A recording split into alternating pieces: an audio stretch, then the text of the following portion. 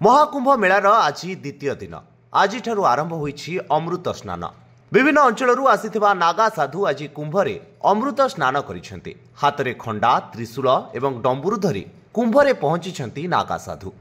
हर हर महादेव नारा सह शोभा यात्रा रे आसी पहुंची 2000 रु अधिक नागा साधु अमृत स्नान करिसेंति। प्रथमे पंचायती निर्वाणी आखड़ार सन्थ माने भोर 5टारे बुड़ पकाइथिले। एहा परे गोटिए परे गोटिए 13टी आखड़ार साधु सन्थ अमृत स्नान करिसेंति। हिंदू धर्मर दिव्य एवं भव्य मेला महाकुंभ आजिठारु आरंभ होईछि।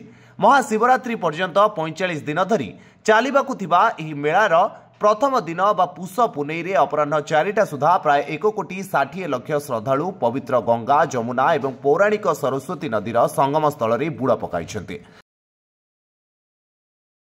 कड़ा सुरक्षा व्यवस्था मध्य आयोजित यह आध्यात्मिक सांस्कृतिक एवं सामाजिक समावेश में भारतर विभिन्न स्थान समेत विदेशरू यात्री मानकर प्रबल समागम होइछे।